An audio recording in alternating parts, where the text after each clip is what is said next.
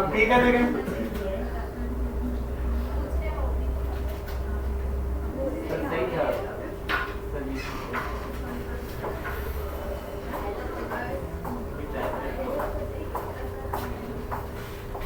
Topic 6 था ना हमारा।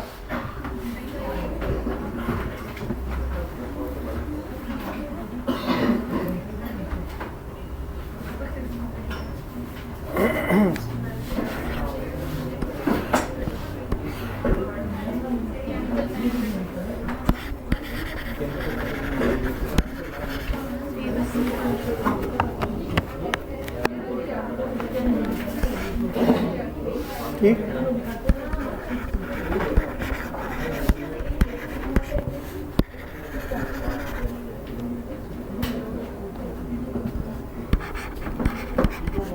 first law of thermodynamics, another name is law of conservation of energy।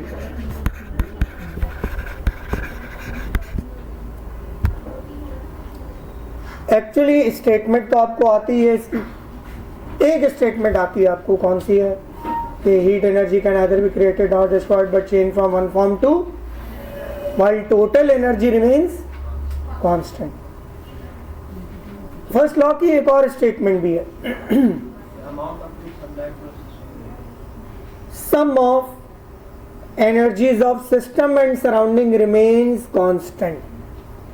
क्योंकि system से एनर्जी निकलेगी कहाँ जाएगी, सराउंडिंग से एनर्जी निकलेगी कहाँ जाएगी, सिस्टम। तो इसलिए इन दोनों की एनर्जी का सम हमेशा क्या रहेगा, कांस्टेंट रहेगा। अच्छा, हम जो बात करेंगे, हम करेंगे बात कि एक्सप्रेशंस क्या है, mathematical expressions. Q is equal to delta E minus W, और यहाँ W जो है वो होगा माइनस P डेल्टा V। तो फिर एक और एक्सप्रेशन बनेगी, Q is equal to delta E minus और माइनस का P डेल्टा V, तो Q is equal to delta E plus P delta V।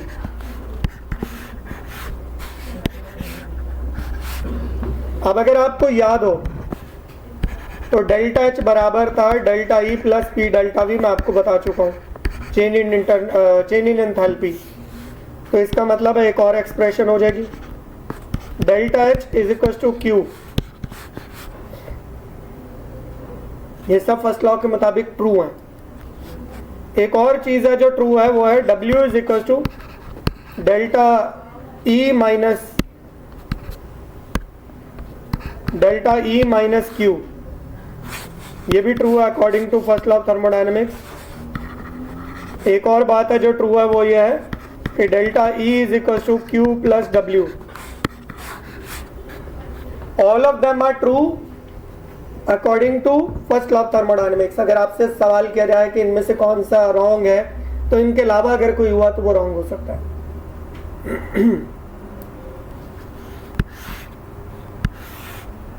फिर आपको पता होनी चाहिए साइन कन्वेंशन।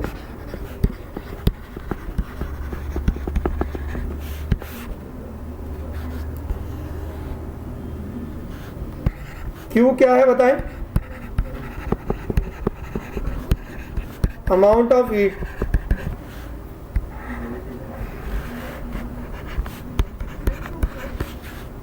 मैं ये तो पूछा था आपसे, क्या आपने साइन कन्वेंशन सारी कर ली है और ये फॉर्मूलाज? अच्छा चले, मैं ये यहाँ पर साइन कन्वेंशन चूंकि मेंशन करना जरूरी है तो बस वो बता रहा हूं मैं। अब्जॉर्ब बाय सिस्टम, इसका मतलब ये क्या होगा, रिलीज बाय सराउंडिंग, और ये होगा अब्जॉर्ब बाय सराउंडिंग। इसका मतलब है किसने रिलीज की होगी, सिस्टम में। बाकी साइन कन्वेंशन भी आप सबको पता है ना जी क्लास, बाकी साइन कन्वेंशन मैंने बता दी थी। W वाली साइन कन्वेंशन और डेल्टा ई वाली साइन कन्वेंशन। अगर ये सब आपके पास मेंशन्ड है तो आप ज़रूर देख लीजिएगा। फिर आइसोबैरिक आपने पढ़ा होगा QP is equal to delta H, यानी QP is equal to delta E plus W, ये पढ़ लिया था हमने। अच्छा, इसी को न्यू भी कहते हैं। फिर QP is equal to sorry plus W नहीं, प्लस P डेल्टा V, ये कहलाता आइसोबैरिक प्रोसेस। ये सब किसके अकॉर्डिंग है? आइसोबैरिक प्रोसेस के।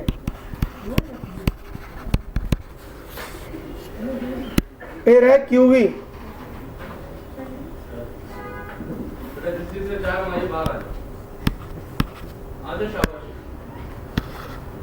आप लोगों को पहले ही कहा था कि क्लास के अंदर अलाउ नहीं है, आपकी क्लास जाया होगी, आप लोगों ने नहीं समझा, बाहर आ जाओ।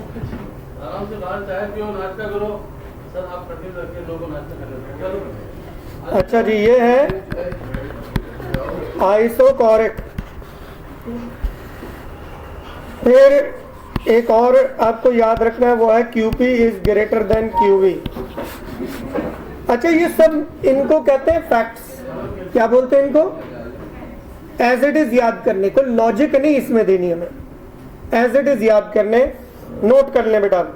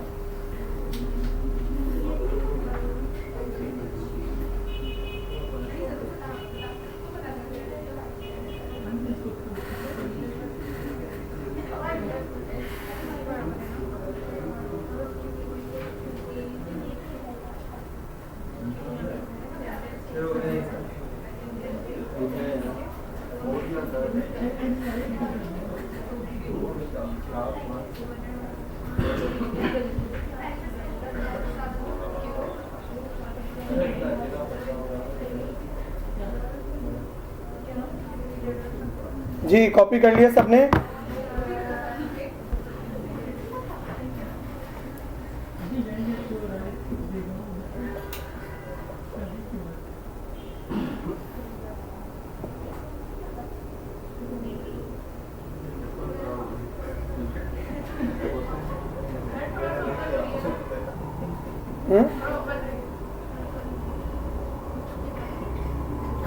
ठीक है।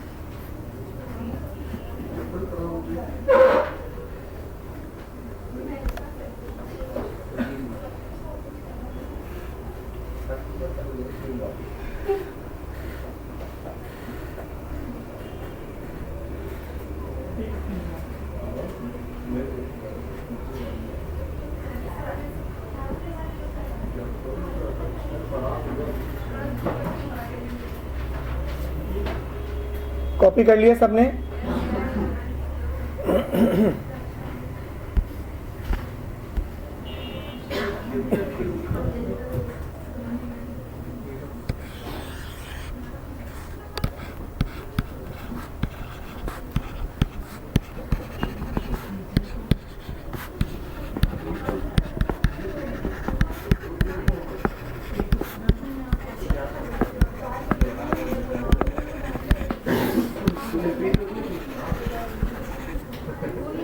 Hess's law of constant heat summation.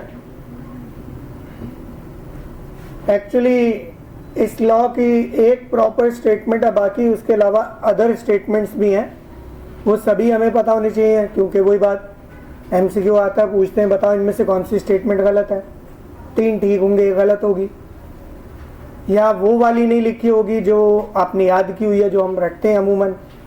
तो मैं आपको सारी स्टेटमेंट्स इसकी यहाँ लिख कर दे रहा हूँ। पहले ये एक्सप्रेशन सारी रिमूव कर दूं ना?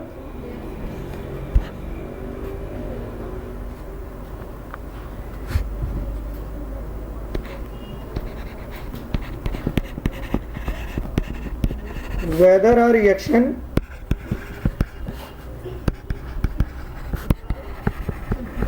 take place in one step or in several steps,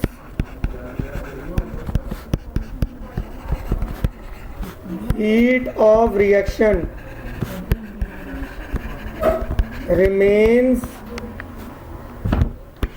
same. Sum, heat का सम किया जाएगा ना, अभी आप देखेंगे भी सम होते हुए। सेम की जगह हम क्या कह सकते हैं? कांस्टेंट भी बोल सकते हैं भाई। Another statement, heat of reaction do not depends on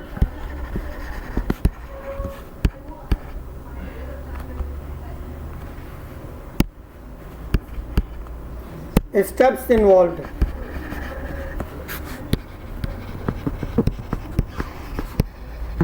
but depends on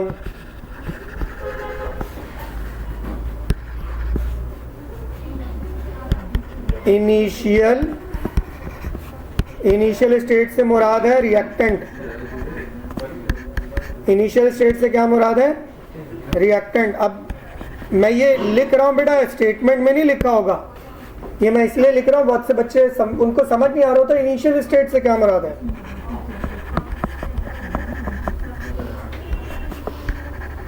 initial and final state. Final state क्या होगी रिएक्शन में?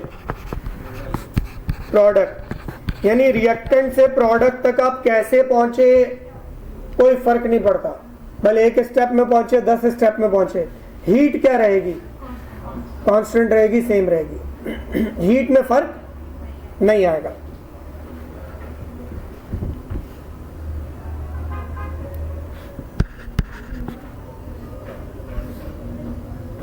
यहां डू नॉट डिपेंड की जगह लफ्ज इंडिपेंडेंट भी लिखा होता है।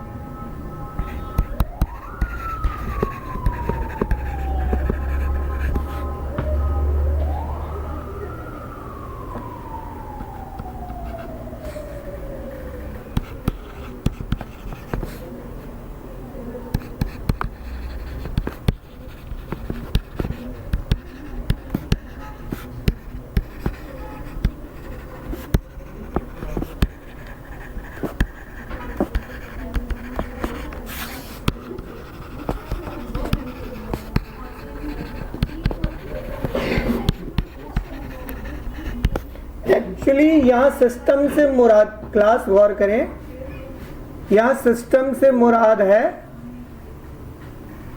वो बीकर या वो कंटेनर जिसमें रिएक्शन हो रहा है। बीकर खुद नहीं, बीकर खुद क्या है?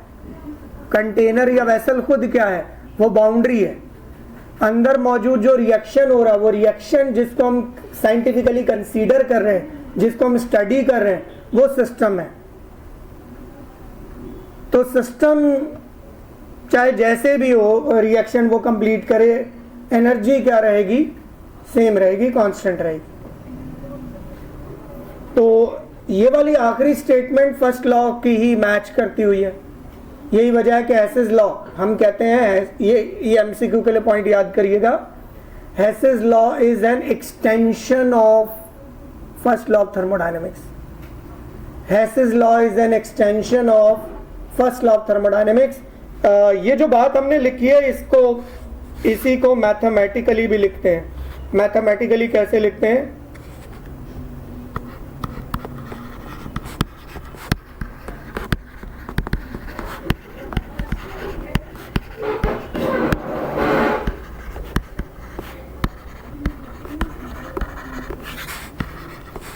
ये देख लो बेटा, लफ्ज क्या आ गया?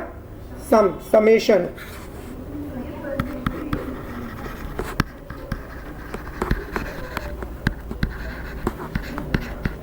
हीट एनर्जी से मुराद है एंथैल्पी।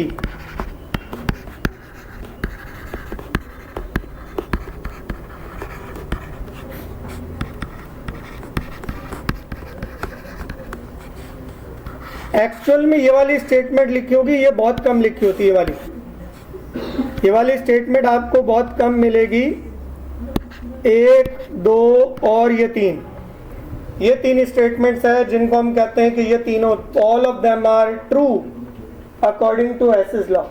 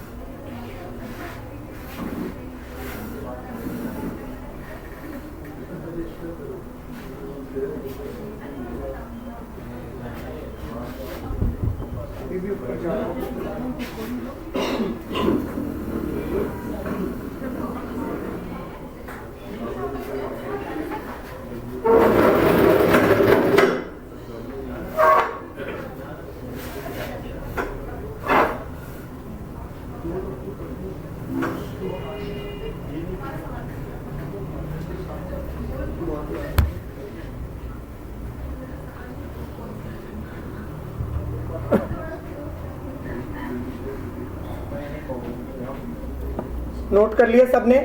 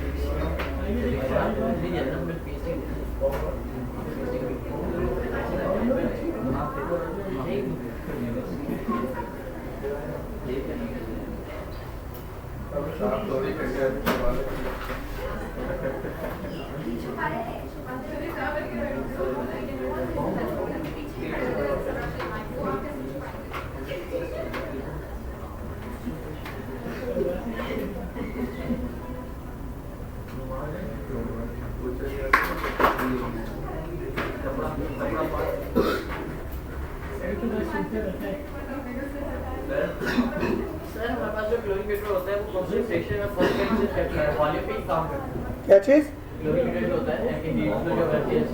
हाँ,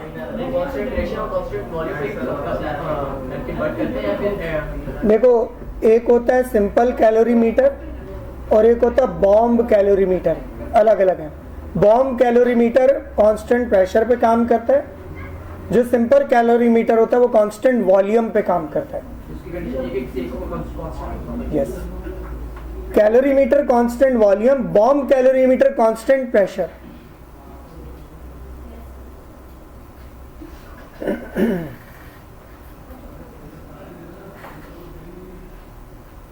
क्लास रिमूव कर दूं अब? अच्छा, ये जो लास्ट स्टेटमेंट, बिल्कुल लास्ट स्टेटमेंट लिखी है, इसको हम देख भी लेते हैं। जैसे एक रिएक्शन है जिसमें रिएक्टेंट ए किस में कन्वर्ट हुआ, प्रोडक्ट डी में, और इस रिएक्शन की हीट क्या है, डेल्टा एच। अब स्टेप 1 ये है कि ए पहले बी में कन्वर्ट हुआ। स्टेप 2 ये है कि बी जो है वो सी में कन्वर्ट हुआ। स्टेप 3 ये है कि सी किस में कन्वर्ट हुआ, डी में। मुझे बताओ, ए से डी में डायरेक्ट जाएंगे तो हीट क्या है, डेल्टा एच, और स्टेप 1 की हीट है डेल्टा H1, स्टेप 2 की हीट है डेल्टा H2, स्टेप 3 की हीट है डेल्टा H3। तो अकॉर्डिंग टू हेसेस लॉ,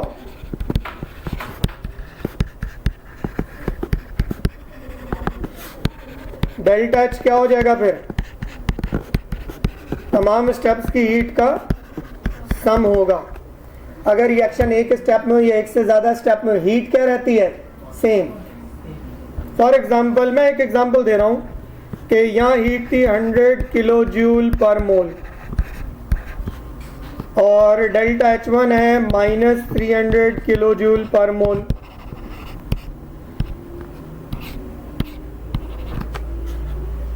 और यहाँ जो हीट है वो है 200 किलो जूल पर मोल, और यहाँ जो हीट है वो भी है 200 किलो जूल पर मोल। तो ऐसा करते हैं, ज़रा चेक कर लेते हैं, इसकी वैल्यू कितनी है बताएं, 100। इसकी वैल्यू कितनी है, -300। इसकी वैल्यू कितनी है, 200, और इसकी वैल्यू कितनी है, 200। 100 is equal to -300 plus 200 and plus 200। क्या दोनों तरफ की वैल्यू सेम आ रही है? हीट ऑफ रिएक्शन सेम रहनी चाहिए, भले रिएक्शन एक स्टेप में हो या एक से, क्योंकि हीट ऑफ रिएक्शन डिपेंड करती इनिशियल और फाइनल स्टेट पर कि भाई रिएक्टेंट क्या है, प्रोडक्ट क्या चाहिए, भले वो एक स्टेप में हो या एक से ज़्यादा स्टेप में। इसी की एप्लीकेशन बॉन्ड एबर्ट साइकिल है, वो हमने बॉन्डिंग में भी पढ़ी है, मैं दोबारा बताऊंगा अभी आपको, लेकिन वहाँ मैं डिटेल में बता चुका हूँ, बट यहाँ ज़रा ज़्यादा रेलिवेंट है और अच्छे से समझ आ जाएगी। बस आपने मुझे बताना है स्टेप्स के नाम, एटलीस्ट ये तो अब आपको याद होने चाहिए। Bond Haber's cycle, bond Haber's cycle is application of Hess's law. इसको हम स्पेशल एप्लीकेशन भी कह देते हैं कई बार, कि special application of Hess's law. Bond Haber's cycle में हम क्या कर रहे होते हैं बेटा, हेसेस लॉ में हम हमेशा, हेसेस लॉ का काम क्या है मैं आपको क्लियर कर देता हूँ। हेसेस लॉ का काम है आपको क्या निकाल के देना,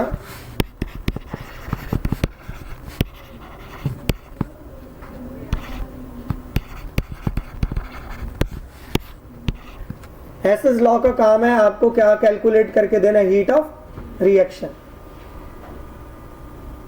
अब वो हीट ऑफ रिएक्शन कितने तरह की है, heat of formation, heat of combustion, heat of neutralisation, heat of decomposition, heat of hydrogenation, heat of hydration, बहुत सारी टाइप्स हो सकती हैं।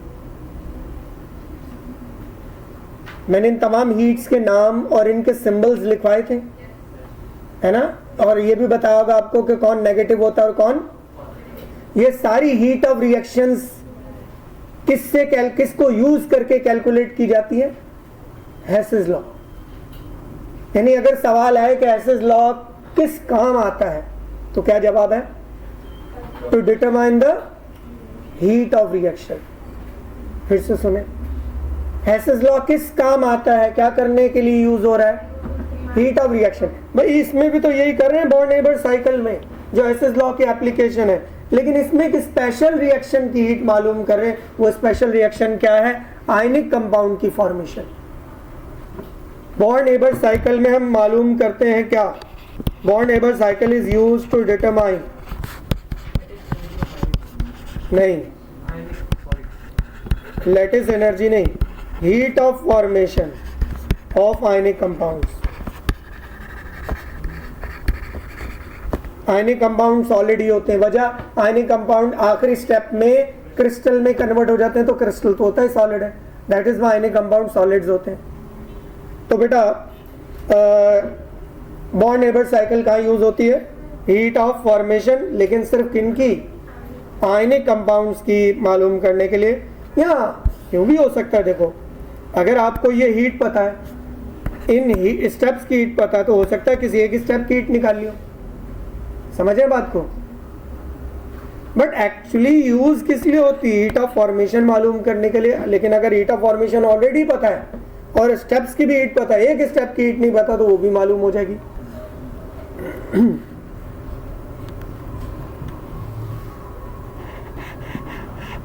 अमूमन मेटल होगा, और ये मेटल होते हैं आयनिक बॉन्ड में, मेटल होते हैं ग्रुप 1A या 2A के।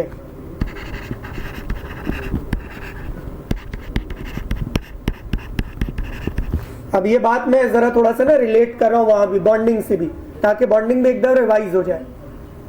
आपने पढ़ा था बॉन्ड, आयनिक बॉन्ड बनता है मेटल्स ऑफ ग्रुप 1A और 2A with non metals of group 6A और 7A।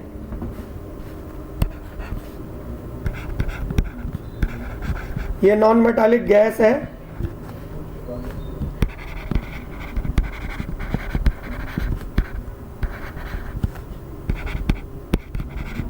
सिक्स और 7A। अच्छा, अब सवाल यह है कि क्या ये दोनों में, इसके लिए हम क्या करेंगे? अमूमन हाफ तब लेंगे जब ये 1A का होगा।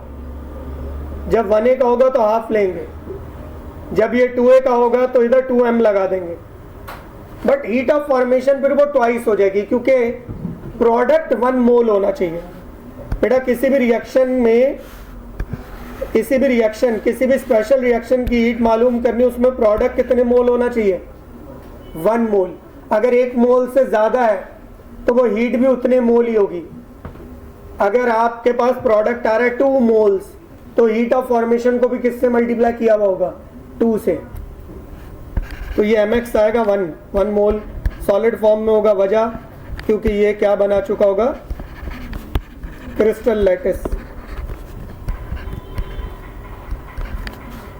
अब यहां जो हीट है वो होगी डेल्टा HF,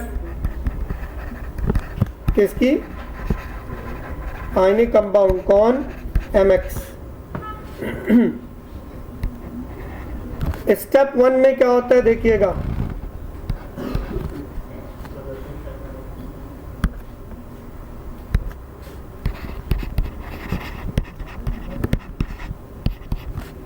स्टेप नंबर 1 में ये मेटल पहले सॉलिड से गैस में कन्वर्ट होगा। मेटल का सॉलिड से गैस में कन्वर्ट होना क्या कहलाता है? इसको एटमाइजेशन भी कह देते हैं।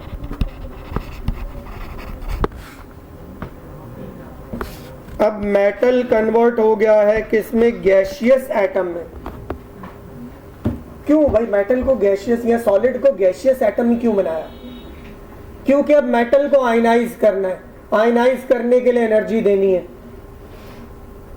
तो सर हम सॉलिड को एनर्जी दे दे, वो सॉलिड आयनाइज नहीं होगा? नो, सॉलिड को एनर्जी दोगे वो हीट कहलाएगी हीट ऑफ फ्यूजन।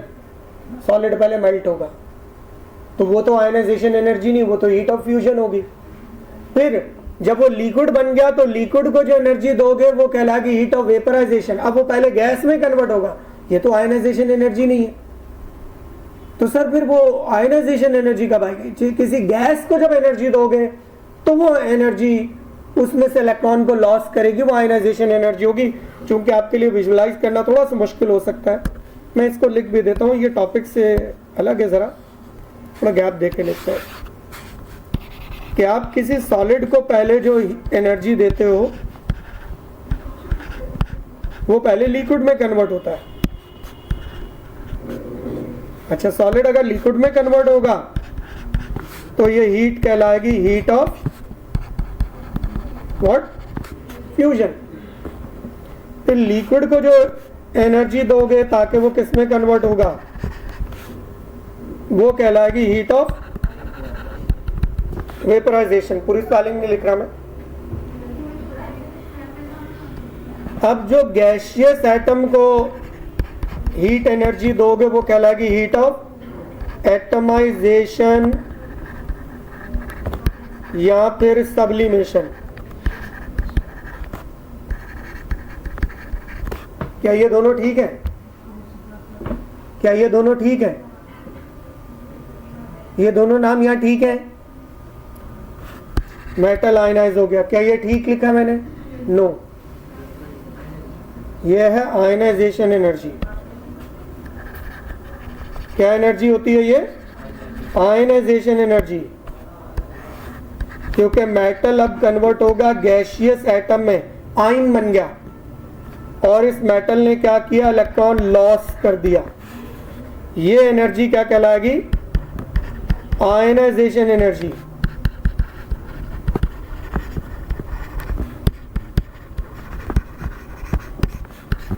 और जरा गौर कीजिएगा, हो सकता है आप सॉलिड से डायरेक्ट किस में चले जाओ, सॉलिड से डायरेक्ट किस में चले जाओ? गैसियस एटम में चले जाओ। वो हीट कहलाएगी हीट ऑफ सब्लिमेशन। अमूमन कुछ जगहों पर इसको एटमाइजेशन भी लिखा होता है। ऑल दो एटमाइजेशन एक अलग चीज है, मैं वो भी आपको एक्सप्लेन करता हूँ। एक्चुअली एटमाइजेशन होता है डायटोमिक मेटल को, डायटोमिक नॉन मेटल को जो हीट दी जाएगी उसको हम हीट ऑफ एटमाइजेशन कहते हैं, क्योंकि ये प्रोसेस एटमाइजेशन का है। इसको मॉलिक्यूल से एटमाइज किया जा रहा है, गैसियस एटम बनाया जा रहा है। इस हीट को बोलते हैं हीट ऑफ एटमाइजेशन, और इसके लिए प्रोडक्ट कितना होना चाहिए? 1 मोल। अब इसका एक एमसीक्यू आता है, वो कहते हैं बताओ इनमें से कौन सी heat of atomisation correct heat of atomisation है? क्लास जरा गौर कीजिएगा। ऑप्शन ए,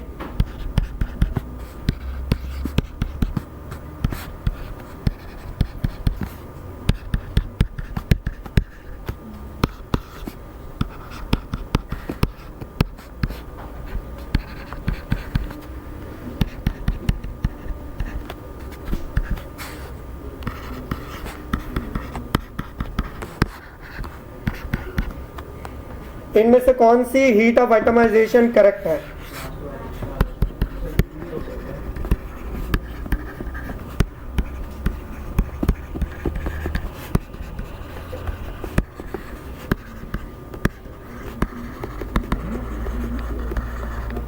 या इनमें से कौन सिर्फ करेक्ट एटमाइजेशन का प्रोसेस शो कर रहा है?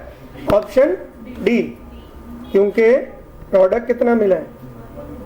और अगर यहाँ होता है F3 तो फिर 1/3 होना चाहिए था। अगर यहाँ होता है F4 तो क्या होना चाहिए था? 1/, प्रोडक्ट 1 मोल होना चाहिए। हालांकि एटमाइज तो इधर भी हो रहा है, एटमाइज तो इधर भी हो रहा है, लेकिन यहाँ प्रोडक्ट कितने मोल है? क्लास में इसको बहुत डिटेल में इसलिए बता रहा हूँ, वजह आप लोगों ने ये चैप्टर रिड्यूस सिलेबस में पढ़ा ही नहीं था, तो इसलिए कॉन्सेप्ट अच्छे से मिल जाए, बजाय इसके कि मैं सिर्फ सरसरी सी बातें कर दूं कि अब आप खुद डिटेल में देख लें तो ज़्यादा प्रॉब्लम होगा। मैं आपको एमसीक्यू एग्जाम्पल के साथ ये बताया, इसीलिए बताया कि ताकि क्लियर हो जाए, और ये बात भी क्लियर हो जाए कि डायटोमिक एटम को मोनोटॉमिक एटम बनाना क्या कहलाता है? एटमाइजेशन भी कहलाता है। इवन इसको हम ये भी बोलते हैं कि हमने क्या प्रोवाइड की? इसको बॉन्ड एनर्जी प्रोवाइड की। क्या प्रोवाइड की? बॉन्ड एनर्जी प्रोवाइड की है। सही है? बॉन्ड एनर्जी अगर प्रोवाइड किया तो फिर वो होगी फिर हाफ। क्या होगी? क्यों? क्योंकि X और X 1 मोल है। 1 मोल को नहीं प्रोवाइड की, बल्कि कितने मोल को प्रोवाइड की हमने?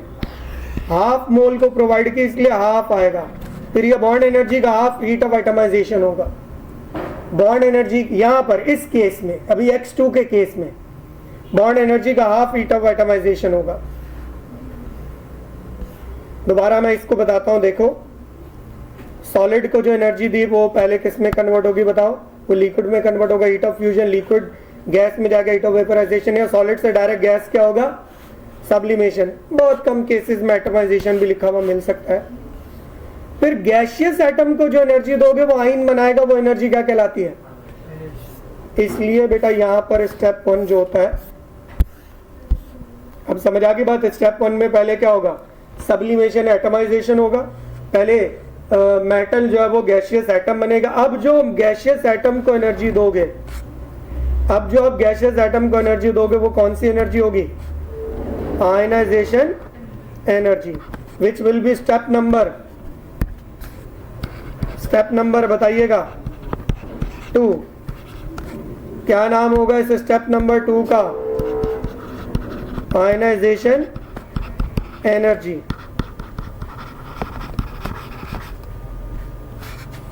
अच्छा, अब मेटल क्या बन जाएगा? पॉजिटिव आयन बनेगा, और ये मेटल क्या करेगा? इलेक्ट्रॉन लॉस करेगा। मेटल से इलेक्ट्रॉन लॉस होगा। अब वो नॉन मेटल ने गेन करना है, बट नॉन मेटल भी डायटोमिक फॉर्म में, उसको भी मोनोटॉमिक होना चाहिए। तो नॉन मेटल पहले मोनोटॉमिक फॉर्म में आएगा। नॉन मेटल पहले मोनोटॉमिक फॉर्म में आएगा। कैसे? नॉन मेटल मोनोटॉमिक फॉर्म में आएगा, प्रोसेस कहलाता है बॉन्ड एनर्जी, या फिर इसको भी क्या बोलते हैं? एटमाइज किया जाएगा। This will be step number 3। अच्छा, क्या मैंने ठीक लिखा हुआ है बेटा? आप लोग बिल्कुल मतलब कोई ध्यान नहीं है। X2 नहीं होगा बेटा, अभी तो बताया मैंने। हाफ मोल अगर X2 है तो वो क्या बन जाएगा? 1x बन जाता है। इधर देखिएगा जरा क्या लिखा हुआ मैंने।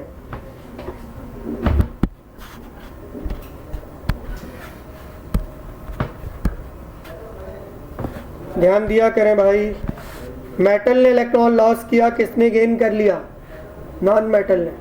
अब नॉन मेटल इलेक्ट्रॉन गेन कर लेगा तो वो कौन सा आयन बनेगा ये बताओ? कौन सा आयन बनेगा ये बताओ? पॉजिटिव आयन या नेगेटिव आयन? नेगेटिव आयन बनाएगा नॉन मेटल का। It will be step number 4। बेटा इलेक्ट्रॉन लॉस करने में आयनाइजेशन एनर्जी अब्जॉर्ब हुई थी। इलेक्ट्रॉन जो गेन करता है तो एनर्जी अब्जॉर्ब नहीं, अब रिलीज होगी। जब भी ये नेगेटिव आयन बनेगा गैसियस तो एनर्जी रिलीज होगी। वो जो एनर्जी रिलीज होगी वो कहलाएगी इलेक्ट्रॉन एफिनिटी। इट मींस अब तक जो स्टेप्स हमने देखे थे वो सारे एंडोथर्मिक थे।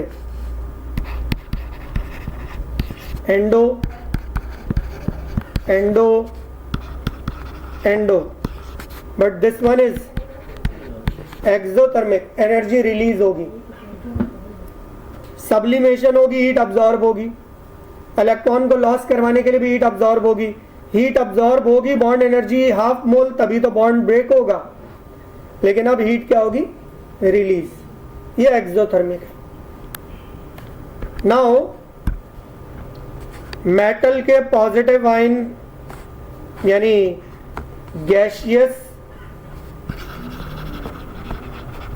कैटाइन और गैसियस एनाइन, ये आयन अपने आप को अरेंज करेंगे क्रिस्टल फॉर्म करने के लिए। ये अपनी अरेंजमेंट बनाएंगे अब हाईली ऑर्डर्ड, क्योंकि हमने पढ़ा था क्रिस्टलाइन सॉलिड्स में कि क्रिस्टलाइन सॉलिड में क्या होती है? हाईली ऑर्डर्ड अरेंजमेंट होती है, जैसे सिनेमा हॉल में सीट्स। अभी इस क्लास में जो सीट्स है ये हाईली ऑर्डर्ड है? नो, ये अमॉर्फस सॉलिड की तरह है, कहीं ऑर्डर्ड है कहीं नहीं है, कहीं ऑर्डर्ड है कहीं नहीं है। लेकिन सिनेमा हॉल में जो सीट्स लगी होती हैं वो क्या होती हैं?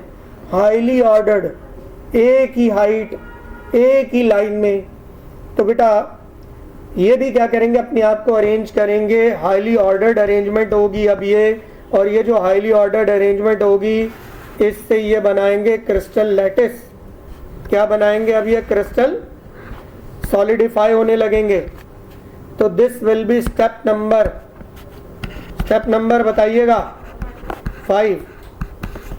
स्टेप नंबर 5, इस स्टेप का नाम है लैटिस एनर्जी। मुझे आप बताएंगे एनर्जी रिलीज होगी कि अब्जॉर्ब होगी? लैटिस एनर्जी में एनर्जी रिलीज होगी या अब्जॉर्ब होगी? रिलीज होगी। मींस क्या है ये? एक्सोथर्मिक है। यानी इसमें 3 स्टेप एंडो है और 2 स्टेप क्या है? एक्सो है। बट ये जो delta H F ionic bond वाला, ये तमाम स्टेप्स की हीट एनर्जी का क्या होगा? सम। यानी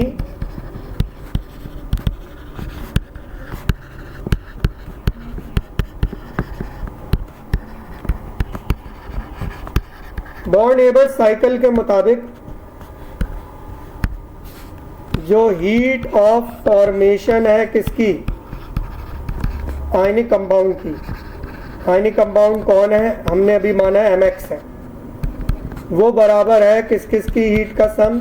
हीट ऑफ मैं लिख रहा हूं sublimation, this one, heat of sublimation plus heat of यानी ये आयनाइजेशन एनर्जी।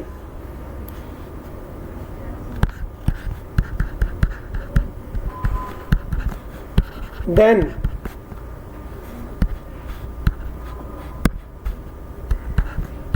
हाफ मोल लिया जाएगा। क्यों? क्योंकि एनर्जी कौन सी है और वो कितने मोल के लिए? हाफ मोल मॉलिक्यूल के लिए। दैट इज वाई जो बॉन्ड एनर्जी होगी वो हाफ मोल होगी। देन क्या होगी एनर्जी? इलेक्ट्रॉन एफिनिटी की, जो कि रिलीज होती है एक्सोथर्मिक। फिर last one will be lattice energy. कितने स्टेप्स से काउंट कर लें? 1 2 3 4 एंड 5। इन 5 स्टेप्स की हीट को सम करेंगे तो आपको क्या मिल जाएगी? हीट ऑफ फॉर्मेशन मिल जाएगी आयनिक बॉन्ड की। This one is positive, this one is positive, this one is positive, but this one is negative and this one is. Overall क्या आएगा? क्योंकि bond making process is exothermic लिखवाया था ना बेटा। Overall reaction exothermic ही होता है। अब आप कहेंगे नहीं सर कुछ रिएक्शंस तो एंडोथर्मिक भी होते हैं। बेटा रिएक्शंस एंडोथर्मिक होते हैं, बट जब भी बॉन्ड मेक होगा तो एनर्जी हमेशा क्या होगी? रिलीज। हाँ, हो सकता है उस रिएक्शन को शुरू करवाने के लिए एनर्जी अब्सॉर्ब ज्यादा हुई थी और बॉन्ड मेकिंग के वक्त जो एनर्जी रिलीज हुई थी वो कम थी। सम करोगे तो डेल्टा एच पॉजिटिव भी आ सकता है, बट बॉन्ड मेकिंग हमेशा क्या होगी? एक्सोथर्मिक। सही है। बॉन्ड मेकिंग प्रोसेस क्या होगा? एक्सोथर्मिक। यहां ना बच्चे कंफ्यूज भी हो जाते हैं, अपने आप को कंफ्यूज कर लेते हैं यूजुअली। मैं इसको थोड़ा सा एलैबोरेट कर देता हूं, क्लास गौर कीजिएगा जरा। एक रिएक्शन है, वो रिएक्शन ओवरऑल जो है वो क्या है? एंडोथर्मिक है। इसका मतलब है इसका डेल्टा एच कैसा आएगा? पॉजिटिव। अब उसमें एक H1 था और एक H2 था। अब जो H2 था ना, ये था बॉन्ड मेकिंग वाला, तो इसकी वैल्यू तो हमेशा क्या होगी बताओ? पॉजिटिव या नेगेटिव? नेगेटिव होगी। और बेटा रिएक्शन को शुरू करवाने के लिए पहले पुराने बॉन्ड तोड़ने होते हैं। पुराने बॉन्ड तोड़ने के लिए एनर्जी क्या होती है? अब्सॉर्ब। तो ये वाली एनर्जी जो वो क्या होगी? अब ये एक्सोथर्मिक तभी होगा जब डेल्टा H1 बड़ा होगा किससे? समझ आ गई बात? तो इनका सम क्या आएगा? पॉजिटिव आएगा। तो ओवरऑल रिएक्शन पॉजिटिव हो जाएगा, ओवरऑल रिएक्शन एंडोथर्मिक हो जाएगा। क्या ये बात समझ आ गई सबको? इसी तरीके से अगर कोई रिएक्शन एक्सोथर्मिक ओवरऑल, इसका मतलब है डेल्टा एच नेगेटिव है,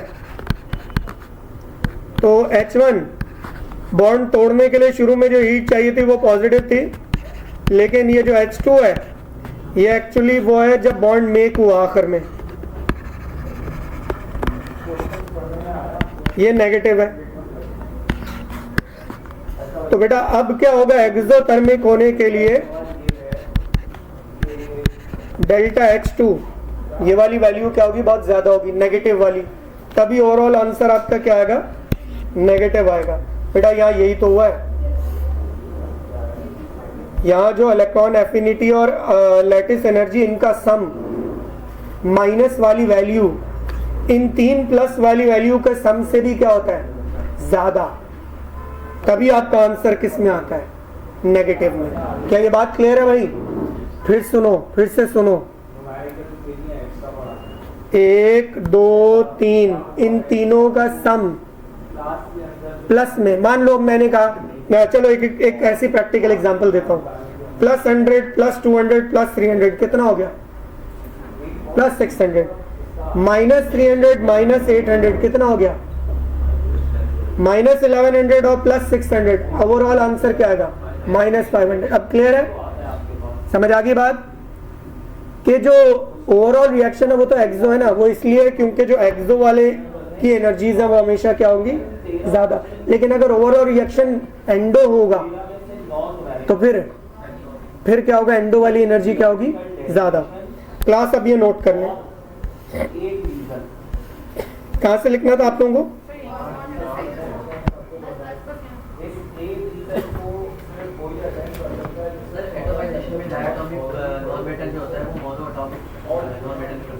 हाँ, और हो सकता है ट्रायटॉमिक भी हो सकता है, पॉसिबिलिटी है।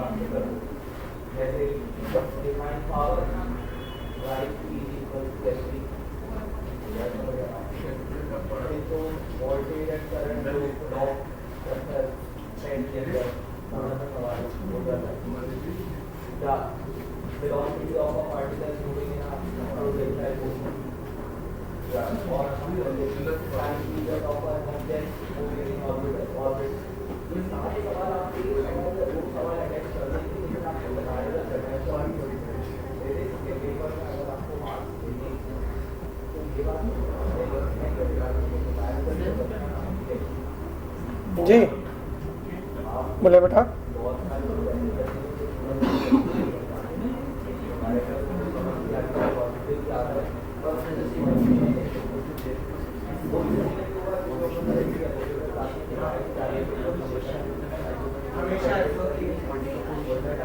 हमेशा एंड होती है, हमेशा अब्सॉर्ब होती है, किसी भी चीज को डिकम्पोज, जैसे बॉन्ड एनर्जी में होता है वो डिकम्पोज ही तो कर रहे हैं, तोड़ ही तो है एक्स और एक्स के बॉन्ड को, बॉन्ड तोड़ने के लिए हीट हमेशा क्या होती है?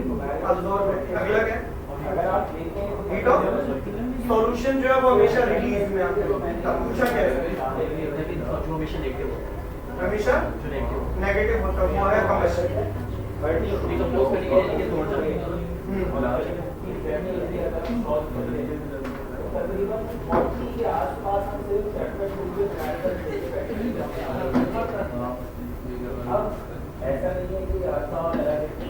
हीट ऑफ सॉल्यूशन जो होती है ना, आपने देखा, मैंने शायद लिखवाया भी है, कुछ सॉल्यूशन बनाने के लिए हीट रिलीज होती है और कुछ में अब्सॉर्ब होती है। जैसे आप अमोनियम क्लोराइड, आयनिक कंपाउंड कुछ ऐसे हैं जिनको पानी में डिसॉल्व करोगे तो पानी ठंडा हो जाएगा, लेकिन कुछ आयनिक कंपाउंड को पानी में डिसॉल्व करोगे पानी गर्म हो जाएगा। जैसे लाइमस्टोन, चूने को पानी में डालो पानी बहुत गर्म हो जाता है, लेकिन अमोनियम क्लोराइड को पानी में डालोगे पानी ठंडा हो जाएगा। अच्छा, यहाँ भी एक और चीज इन्वॉल्व है, अगर आप, मैं ये भी समझाता हूँ, चलो। अच्छा, ये बहुत अच्छा काम कर रहे हैं भाई, ये जो व्हाट्स योर नेम बेटा? हाँ, ओवेस। ये पता क्या कर रहे हैं? इन्होंने बुक भी सामने रखी हुई है, साथ साथ एमसीक्यू भी सॉल्व कर रहे हैं। बेटा क्वेश्चंस फिर उसी वक्त ही सामने आते हैं। अच्छा, अब जो इन्होंने क्वेश्चन किया ना, उससे मुझे ऐसा लगता है मैं एक और चीज आपको एक्सप्लेन कर दूं। अच्छा, वो एक्सप्लेन करने से ऐसा होता है, लास्ट ईयर भी मुझे याद है कि मैं क्लास ले रहा था और एक ऐसे कोई क्वेश्चन आया, तो मुझे याद है कि वो एमडी कैट में एज इट इज वैसे सवाल भी आ गया। वो था वही कि किसी भी, हम आगे पढ़ेंगे भी, किसी भी सॉल्ट की केएसपी अगर कम होती तो प्रेसिपिटेट सबसे पहले बनाएगा। वो मैंने एग्जाम्पल से समझाया। इवन मुझे याद है मैंने ये बताया, बट आप में से कितने बच्चे जिन्होंने सेकंड ईयर में प्रैक्टिकल किया था, तो उन बच्चों ने बताया कि सर हमने किया। मैंने कहा बेटा जिन्होंने नहीं किया वो अनलकी है वैसे, क्योंकि सेकंड ईयर के प्रैक्टिकल में आप यही करते हैं, केएसपी, वो जो बेसिक रेडिकल के ग्रुप्स हैं वो केएसपी के बेस पर है। ग्रुप 1 की केएसपी सबसे कम है, ग्रुप 6 की केएसपी सबसे ज्यादा है। वो जब हम टॉपिक पढ़ेंगे मैं तब भी आपको एक्सप्लेन करूंगा। तो यूजुअली क्वेश्चन पूछना, उससे और बहुत सारी चीजें जो इन्होंने क्वेश्चन किया, अब उसको मैंने एक्सप्लेन तो किया, लेकिन अब मैं हीट ऑफ सॉल्यूशन को और अच्छे समझाऊंगा कि वो नेगेटिव और पॉजिटिव दोनों कैसे हो सकता है। क्योंकि सॉल्यूशन बनाने के लिए पहले सब्सटेंस को जब आप पानी में डिसॉल्व करते हो वो पहले आयनाइज होता है। आयनाइजेशन तो हमेशा क्या होती है? अब्सॉर्ब होती है, लेकिन फिर उसके बाद होती है हाइड्रेशन।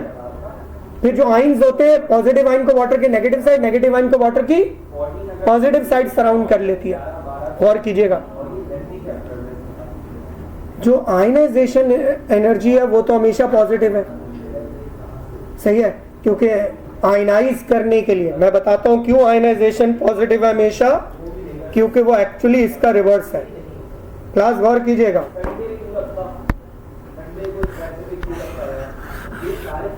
किसी भी क्रिस्टल को पानी में डिसॉल्व करोगे वो वापस आ रहा है किधर?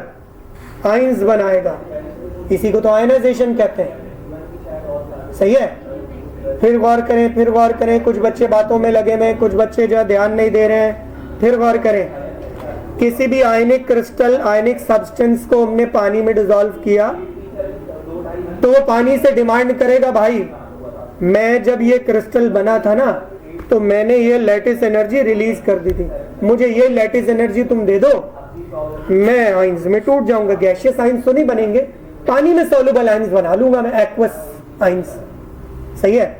यानी अगर आप किसी आयनिक सब्सटेंस जो कि सॉलिड होता है और हमेशा क्या होता है? क्रिस्टल फॉर्म में होता है, जब आप उसको पानी में डिसॉल्व करते हो तो सबसे पहले वो क्या करता है? आयनाइजेशन करता है, यानी वो आयंस में ब्रेक हो जाता है, सही है। अब आयंस में ब्रेक होने का मतलब है कि ये कौन सा प्रोसेस है जो रिवर्स हो गया? This process. इधर गौर करेंगे, ये यहां से वापस आएगा यहां, समझ गए। बट गैसियस आयंस नहीं बनेंगे, आयंस बनेंगे, लेकिन कौन से आयंस नहीं बनेंगे? गैसियस। अब ये एनर्जी तो रिलीज हुई थी जब यूं गए थे, रिवर्स आएंगे तो एनर्जी क्या होगी? और वो इतनी ही होगी जितनी है लैटिस एनर्जी। गौर करें भाई, अब पानी इसको क्या प्रोवाइड करेगा, क्या प्रोवाइड करेगा पानी इसको?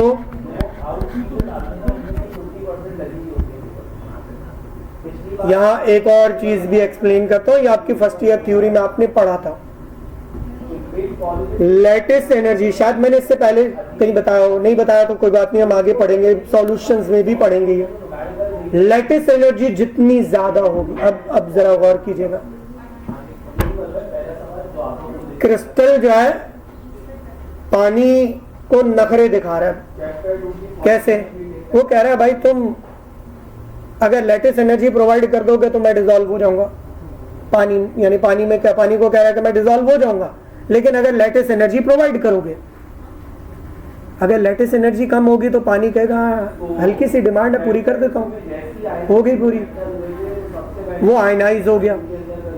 लेकिन अगर लैटिस एनर्जी किसी क्रिस्टल की बहुत ज्यादा के पानी पूरी ही नहीं कर पा रहा, तो क्या वो क्रिस्टल पानी में डिसॉल्व होगा? यानी किसी भी क्रिस्टलाइन सब्सटेंस की solubility in water is inversely proportional to its lattice energy. जितनी लैटिस एनर्जी कम होगी उतनी सॉल्युबिलिटी क्या होगी? ज्यादा होगी।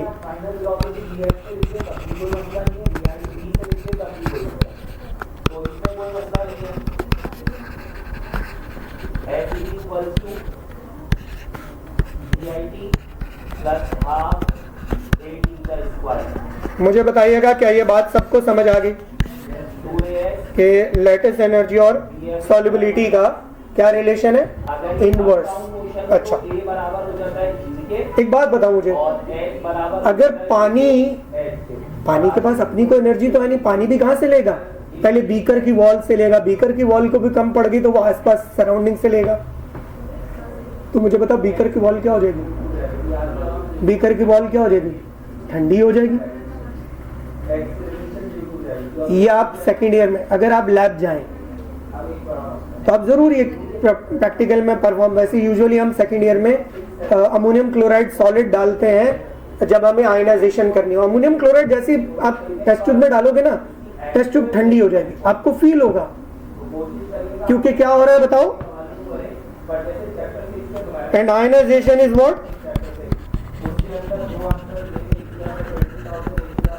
आयनाइजेशन क्या बताओ?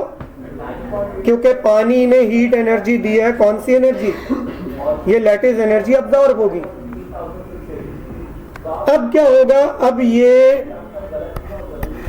आयंस अब एक्वस होने लगेंगे, यानी पॉजिटिव आयन को वाटर की नेगेटिव साइड, नेगेटिव आयन को वाटर की पॉजिटिव साइड सराउंड कर लेगी। इस प्रोसेस को कहते हैं, क्या कहते हैं इसको? अब होगी हीट ऑफ हाइड्रेशन, ये रिलीज होती है। ये क्या होती है? यहाँ जो हीट होगी वो कहलाएगी हीट ऑफ हाइड्रेशन, और हीट ऑफ हाइड्रेशन हमेशा क्या होती है? नेगेटिव। और लैटिस एनर्जी यहाँ क्या है? अभी इसमें पॉजिटिव है, यानी आयनाइजेशन एनर्जी क्या है? पॉजिटिव है, और लैटिस हीट ऑफ हाइड्रेशन क्या है? नेगेटिव। अब मैं आपको बताता हूँ, एक सॉल्ट है AB, उसको पानी में डाला, पानी ठंडा होने के बजाय गर्म हो गया। एक सॉल्ट है CD, उसको पानी में डाला, पानी ठंडा हो गया। क्या फर्क है भाई दोनों में? मैं वो क्लियर करता हूँ।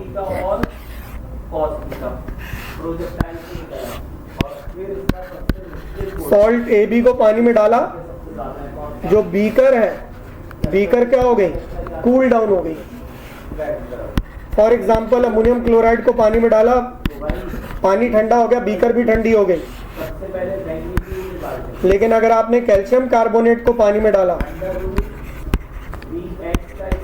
यानी CD, एग्जाम्पल भी दे रहा हूं मैं, बीकर गर्म हो गई। क्यों भाई?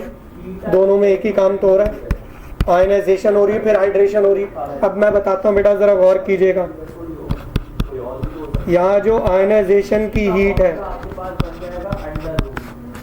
वो ज्यादा है किससे? हाइड्रेशन की हीट से। हाइड्रेशन की हीट जो कि क्या होती है? नेगेटिव, आयनाइजेशन की जो कि क्या होती है पॉजिटिव। बात समझ आई सबको? आयनाइजेशन पहले होती है, फिर बाद में हाइड्रेशन होती है। पहले सॉल्ट आयनाइज होता है, फिर आयंस को पानी, पॉजिटिव आयन को वाटर की नेगेटिव साइड, नेगेटिव आयन को वाटर की पॉजिटिव साइड सराउंड कर लेती है। सही है? अब आ जाए यहाँ क्या होगा बताओ फिर? यहाँ वो आयनाइज तो होगा, फिर उसके बाद क्या होगी? हाइड्रेशन होगी। यहाँ आयनाइजेशन की एनर्जी कम होगी, हाइड्रेशन की एनर्जी क्या होगी? जो कि पॉजिटिव होती है वो कम होगी, और जो डेल्टा एच नेगेटिव होती है वो क्या होगी? ज्यादा होगी। Is it clear class? समझ आ गई बात? आयनिक सब्सटेंस दो अलग अलग है, दोनों को पानी में डाला, शुरुआत में आयनाइजेशन होगी। कैसे? वो पानी से डिमांड करेगा मुझे पहले लैटिस एनर्जी दो ताकि मैं आयनाइज हूं। जब वो आयंस में कन्वर्ट होने लगेगा फिर पॉजिटिव आयन को वाटर की नेगेटिव साइड, नेगेटिव आयन को वाटर की पॉजिटिव साइड सराउंड कर लेगी। इसको कहते हैं हाइड्रेशन।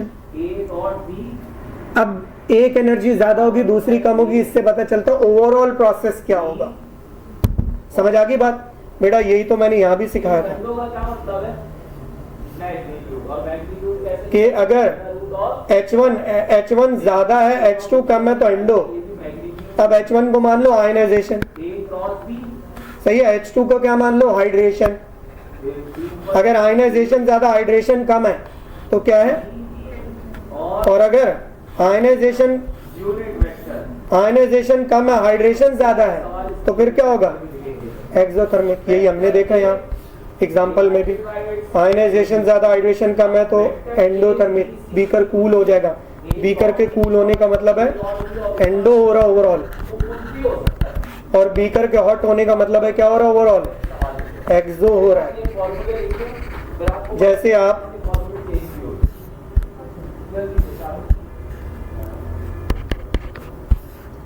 लाइम स्टोन को पानी में डालोगे, बीकर गर्म हो रहा है। अमोनियम क्लोराइड को पानी में डालोगे, बीकर ठंडा हो रहा है। दोनों में अब इन दोनों एनर्जीज का सम कर लें। Delta H I plus delta H H. यहां भी क्या होगा? Delta H I plus delta H H. मुझे बताएं ये वाला डेल्टा एच क्या आएगा?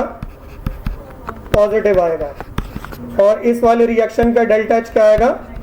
नेगेटिव आएगा। क्या ये बात समझ आ गई सबको? Is it clear now? तो इस हीट को हम बोलते हैं हीट ऑफ सॉल्यूशन। क्या बोलते हैं? क्योंकि सॉल्यूशन बनाने के लिए दोनों हीट का सम होगा। क्या कहलाती है? Heat of. तो बताओ, heat of solution can be either endothermic और एक्सोथर्मिक। क्लियर? जो इन्होंने सवाल किया था बेटा, समझ आ गई बात मिस्टर? सही है। हीट ऑफ सॉल्यूशन पॉजिटिव भी है, नेगेटिव भी है। हीट ऑफ फॉर्मेशन पॉजिटिव भी है, नेगेटिव भी है। हीट ऑफ डिकम्पोजिशन हमेशा क्या होती है? पॉजिटिव। हमेशा अब्जॉर्ब होती है। डिकम्पोज करने के लिए हीट को अब्जॉर्ब करना पड़ता है। लेकिन हीट ऑफ कंबस्शन हमेशा क्या होती है? नेगेटिव होती है। सवाल इन्होंने किया था, क्वेश्चन था कि इनमें से कौन सी वाली हमेशा नेगेटिव होगी? हमेशा एक्सो होगी। सही है। अब उसके लिए मैंने ये पूरा सिनेरियो आपको समझा दिया। कहां से बेटा आप नोट करेंगे? आप लोग यहीं से? ये तो लिख नहीं लिया था? हाँ, बॉन्ड नेबर्स है ना?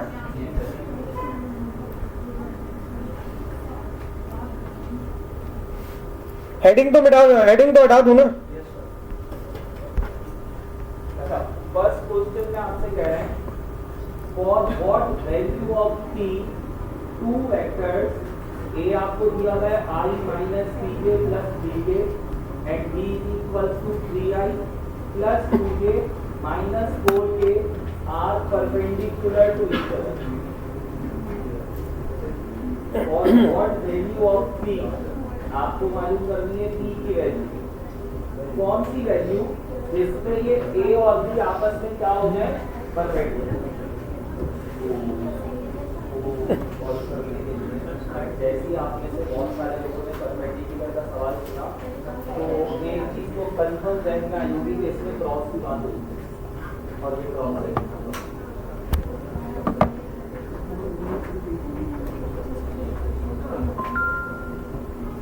चलिए शुरू करो।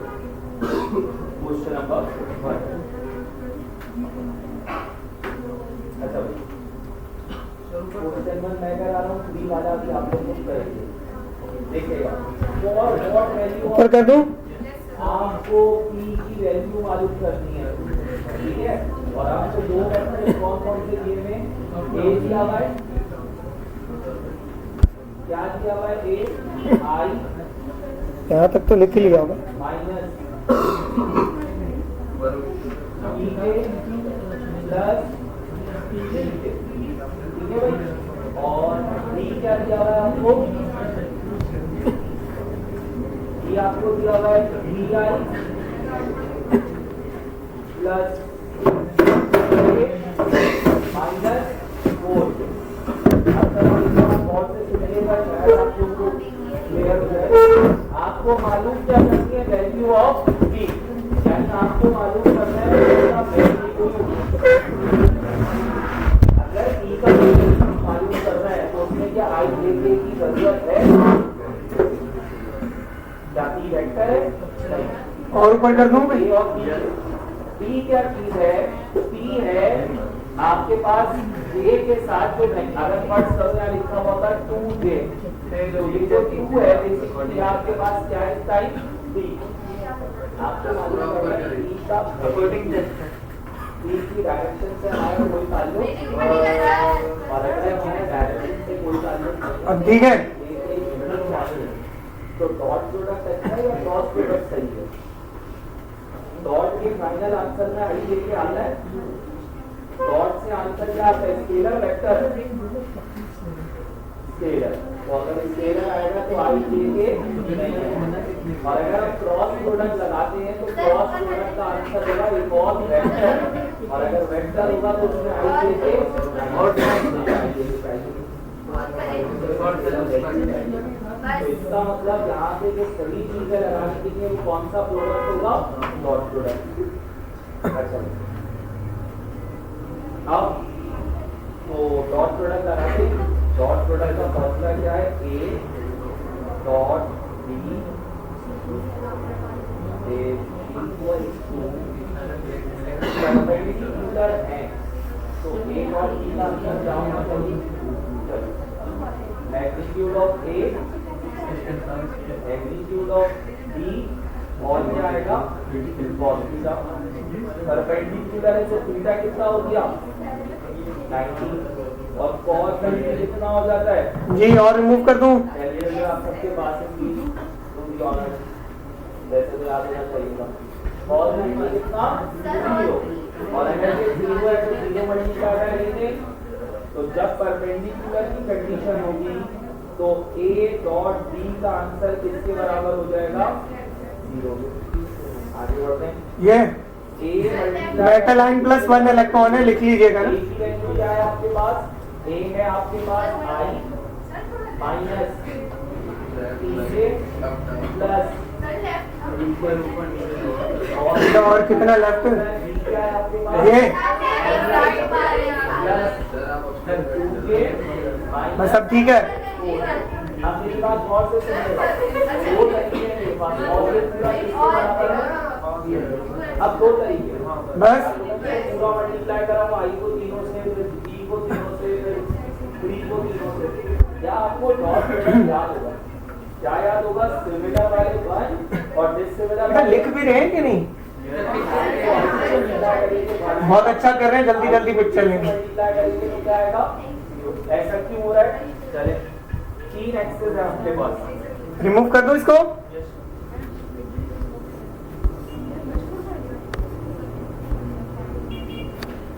K, I और J। अच्छा सॉरी, एक्सिस पर आ जाइए, फिर मैं डायरेक्शंस का बता दूंगा। आपके पास कार्टेशियन कोऑर्डिनेट सिस्टम में 3 एक्सिस होते हैं, x, y और z। जो x की डायरेक्शन के लिए यूज होता है यूनिट वेक्टर वो होता है I। जो y के लिए यूज होगा वो होगा J, और जो z के लिए यूज होगा वो होगा। अब इसको भी रिमूव कर दूं? वेक्टर का नाम लिखो, मुझे क्या है